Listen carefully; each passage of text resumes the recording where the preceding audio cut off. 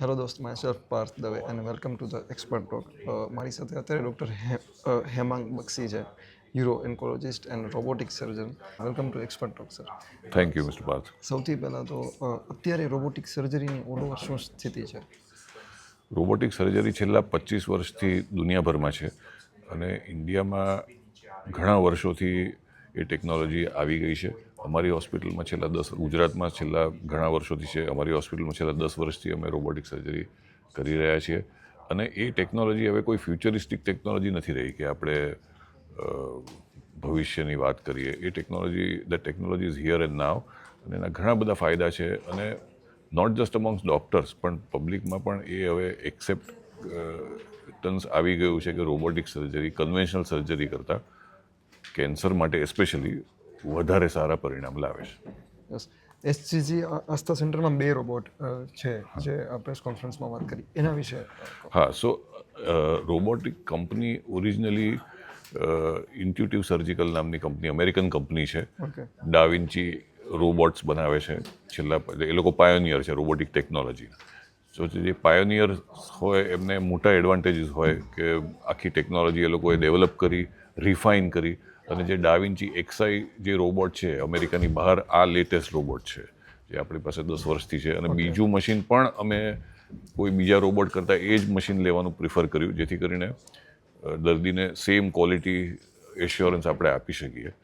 અને કેન્સર માટે થતી સર્જરીના કેન્સર સેન્ટરોમાં 2 ડાવિન્ચી રોબોટ હોવા એ દેશમાં બહુ ઓછી જગ્યાએ છે. ઓકે. ગુજરાતમાં તો આઈ થિંક કે પહેલાં જ અમે હોઈશું કે એક કેન્સર માટે જ ઉપયોગ થતો રોબોટમાં 2 ડાવિન્ચી સિસ્ટમ હોય. સો અમે દર્દીને એના ફાયદા 2 સિસ્ટમના એ છે કે વેઇટિંગ ટાઈમ ઘટી જાય છે કે દર્દીને જલ્દી તારીખ આપીને જલ્દી ઓપરેશન થઈ શકે છે.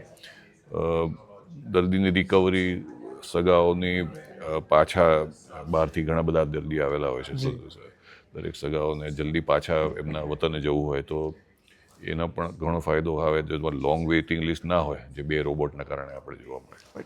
અને રોબોટિક સર્જરીમાં જે ઓટો સિસ્ટમ છે, જે ઓટો કામ કરે છે, તે થોડું સમજાવશો કઈ રીતે કામ કરે છે? સો રોબોટના 3 પાર્ટ છે જેમાં સર્જન પોતે જ કંટ્રોલ કરે છે રોબોટને. ઓકે. રોબોટ જાતે ઓપરેશન નથી કરતો. રોબોટ એ એક યંત્ર છે જેને ચલાવનારા સર્જન્સ છે. સો સર્જનની એક્સપર્ટીઝ બહુ જ જરૂરી છે. રોબોટ હોવાથી હોસ્પિટલમાં રોબોટિક સર્જરી સારી જ થશે એ માનવું જરૂરી નથી કારણ કે સર્જન ઓપરેશન કરે છે. રોબોટ તો એક ટૂલ છે, ઇટ્સ અ ફેસિલિટેટિંગ ટૂલ કે જેનાથી સર્જરી વધારે સારી રીતે આપણે કરી શકીએ છીએ.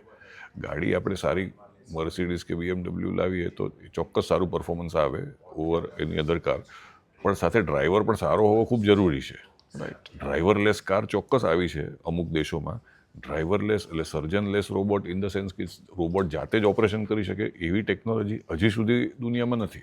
ભવિષ્યમાં આવી શકે પણ ત્યાં સુધી સર્જન જાતે જ ઓપરેશન કરે કારણ કે દરેક દર્દીને જુદા જુદા ફેક્ટર્સ હોય સર્જરીમાં. ઘણીવાર સર્જરીનો સ્ટેપ્સ બદલવા પડે તો આપણે એ વસ્તુ સર્જન મોડિફાય પણ કરી શકે સર્જરીને ચાલુ સર્જરી. સર્જનનું એક્સપર્ટીઝ ખૂબ જરૂરી છે રોબોટના સક્સેસફુલ આઉટકમ માટે. What is the future of robotic surgery? So ફ્યુચરમાં આપણે જોઈએ કે મેક ઇન ઇન્ડિયા રોબોટ્સ આવી રહ્યા છે. ઘણી બધી બીજી કંપનીઝ રોબોટિક્સથી આવી રહ્યા છે અને મુખ્ય 2 એડવાન્સીસ સામે હું જોઈ રહ્યો છું. એક છે કે ટેલી સર્જરી કે સર્જન અહીંયા જ બેસી અને બીજા દેશોમાં ઓપરેશન કરી શકે એવી ઓલરેડી સર્જરીઝ થઈ ચૂકી છે આપણા ઇન્ડિયામાં અને બહાર પણ. ઓકે. જેમ કે ગયા વર્ષે અમે એક કોન્ફરન્સમાં જોયું કે ફ્રાન્સથી સર્જન ઓપરેશન કરતા હતા અને પેશન્ટ હતું ચાઇનામાં, રાઈટ? ઓકે. સો ચાઇનીઝ પેશન્ટ ઉપર ફ્રાન્સમાં બેઠા બેઠા 10,000 માઇલ્સથી વધારે ડિસ્ટન્સ પર કોઈ પણ લેગ વગર, the leg is in milliseconds, 1.4 મિલીસેકન્ડથી ઓછો ટાઈમ લેગ સાથે ઓપરેશન સફળતાપૂર્વક સર્જને પાર પાડ્યું. આ ટેકનોલોજી ઇઝ ધ ફ્યુચર કે ઘણા આપણા દેશમાં રિમોટ પ્રદેશ છે કે જ્યાં એક્સપર્ટ સર્જન્સ ઉપલબ્ધ નથી. તો એવામાં ખાલી રોબોટ હોવાના કારણે એક્સપર્ટ સર્જન પોતાને ત્યાં બેસીને એ જ ઓપરેશન દૂર આપણે કરી શકીએ. That is Tally surgery, that is the future. બીજું ફ્યુચર એ છે કે રોબોટ મેં તમને કીધું એ પ્રમાણે જાતે જ ઓપરેશન કરી શકે. એ હજી એનો આપણે વાર છે ફ્યુચરમાં. પણ ફ્યુચરમાં આપણે જોઈ શકશું કે પેશન્ટનો ડેટા જ આપણે ફીડ કરવાનો રહે કે પેશન્ટના એક્સરેઝ, MRI, CT સ્કેન બધું આગલી રાત્રે ફીડ કરવામાં આવે કે દર્દીને આ પ્રમાણનું કેન્સર છે સો રોબોટ જાતે જ ડિસાઇડ કરી લેશે કે મારે હવે આટલા સ્ટેપ્સ કરીને ઓપરેશન કરવાનું છે. સર્જન ખાલી સુપરવાઇઝ કરશે, કંઈક ઠેકાણે એમ લાગે કે ના આ બરાબર નથી થઈ રહ્યું તો એ ટેક ઓવર કરી રહેશે. એના માટે અમે પૂરા વી આર હોપફુલ કે આ ટેકનોલોજી જલ્દી આવે, પણ હજી સુધી નથી આવી. પણ આઈ એમ શ્યોર કે થોડા ટાઈમમાં એઆઈની મદદથી આ વસ્તુ શક્ય બનશે. જેમ કે પાયલોટલેસ પ્લેન છે, Yeah. કારલેસ ડ્રાઈવર છે, તો સર્જનલેસ રોબોટ હોઈ શકે. રાઈટ. અત્યારે જે રોબોટ જે મશીનરી જે કામ કરે છે એની કોસ્ટ શું હોય? હા, સો આપણે ડાવિન્ચી એક્સઆઈની વાત કરીએ તો અરાઉન્ડ 20 કરોડની આસપાસ એનું કોસ્ટિંગ છે. એ વન ટાઈમ કોસ્ટ છે. ડિસ્પોઝેબલ ઇક્વિપમેન્ટનો કોસ્ટ આપણે ગણીએ તો દરેક પેશન્ટને દરેક સર્જરી, કોઈ પણ રોબોટિક સર્જરી થાય તો આશરે 1 લાખ રૂપિયા એક્સ્ટ્રા આપવાના થાય ઇક્વિપમેન્ટ કોસ્ટ તરીકે. ઓકે. સો ઓવરઓલ સર્જરીની કોસ્ટ ગણીએ તો લગભગ 20% થી 30% સુધીનું વધારે બિલ ઓપન સર્જરી કરતા જોવા મળે. રાઈટ. અને આ પેશન્ટ્સનું બિલ છે અને મશીનનું કોસ્ટ લાઈક કેમ કે હા, બહુ જ મશીન. કોસ્ટલી આવે. સો મશીનનું કોસ્ટમાં મેં કીધું 20 કરોડ ઇનિશિયલ કોસ્ટ છે, પણ મેન્ટેનન્સ કોન્ટ્રાક્ટ હોય, ધારો કે 1 કરોડ પર યર હોય છે, પ્લસ ઇક્વિપમેન્ટના અમુક કોસ્ટિંગ, એન્સિલરી ઇક્વિપમેન્ટ, બીજા સાધનો પણ જોઈએ એના પણ કોસ્ટિંગ હોય છે. So it is an expensive programme. પણ જે બેનિફિટ્સ આપણે પેશન્ટને આપી શકીએ એ રીતે જે સર્જન્સ હોસ્પિટલ્સ કેમ રોબોટિક પ્રોગ્રામ સિલેક્ટ કરે છે કે જે એક્સપિરિયન્સ સર્જન્સ છે એ લોકો વધારે સારા પરિણામ આપે તો ટર્નઓવર પેશન્ટ્સનો વધે છે. અને જેટલા બેનિફિટ પેશન્ટને આપીએ એટલી બેનિફિટ બધાને મળે છે સર્જન્સ હોસ્પિટલ. અને અત્યાર સુધી જે ઓપન સર્જરી થતી, જે વાટકાપ કહેવાતું, અને અત્યારે હવે જે રોબોટિક થાય છે એમાં જે વાત કરી કે કેરફુલી આપણે પસંદગી કરવી પડે. સિલેક્શન. તો એના વિશે થોડું કહેશો? સો ઓપન સર્જરી અને રોબોટિક સર્જરી, જે સર્જરી ઓપન કરી શકાય એ રોબોટિકથી થઈ જ શકે છે અત્યારે. પણ પેશન્ટ સિલેક્શન અગત્યનું છે, કારણ કે અમુક પેશન્ટમાં ધારો કે રોબોટિક સર્જરી શક્ય નથી હોતી. જેમ કે દર્દીને ધારો કે એક દાખલો આપું તો હેડ લો પોઝિશન રોબોટિકમાં વધારે જોઈએ, કે માથું નીચું જોઈએ પ્રોસ્ટેટ સર્જરીમાં.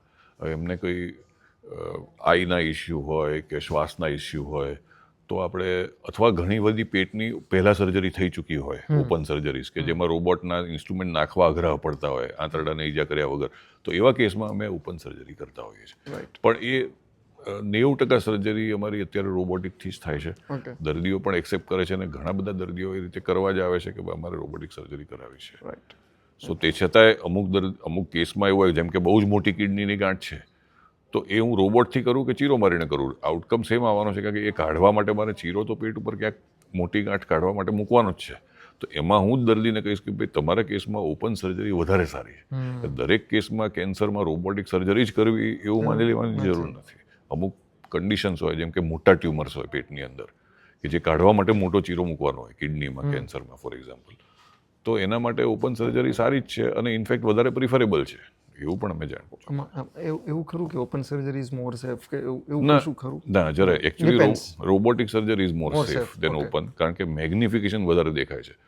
મોટું કિડનીનું ટ્યુમર છે, આજુબાજુ આંતરડા ચોંટેલા છે, મારે છૂટું કરીને કોઈ આજુબાજુના અવયવને જી, નુકસાન. ઈજા પહોંચ્યા વગર કરવાનું છે, તો મને જો 10 ગણું મોટું દેખાય તો હું વધારે સારી રીતે જ કરવાનો છું. રાઈટ. સો એના કારણે રોબોટિક સર્જરી સેફ. અને એક સવાલ એ પણ આવે કે રોબોટ ક્યારેક માલ ફંક્શન થાય તો શું રોબોટમાં? હા, Yes. ઘણી વાર અમને પૂછવામાં આવે છે. તો ચાન્સીસ ઓફ રોબોટિક માલ ફંક્શન, અમે અત્યાર સુધી 2900, અમારે એકે વાર એવું નથી બન્યું કે ભાઈ રોબોટ બંધ થઈ ગયો વચ્ચેથી ને હવે દર્દીને અડધું ઓપરેશન પૂરું થઈ ગયું ને આપણે હવે શું કરીશું. એવું લેસ દેન 1% છે. તમે રસ્તો ક્રોસ કરીને જાઓ ને તમને ગાડીની ટક્કર મારવાનો જે ચાન્સ હોય અથવા પ્લેન ક્રેશ થવાનો ચાન્સ મળે, Yes. એટલો જ Rare, chance, rarest of the rare. Extremely rare. Okay. એટલે અને ધારો કે એવું થાય એના કારણે આપણે પણ, તો આપણી પાસે કન્ટિન્જન્સી ઓપ્શન હોય છે કે આપણે એ રોબોટ અનડોક કરીને એ જ ઓપરેશન આપણે જ્યાંથી અટક્યા ત્યાંથી આપણે લેપ્રોસ્કોપી અથવા ઓપન સર્જરીથી પાર પાડી શકીએ એમ છે. Right. Thank you sir. Thank you for the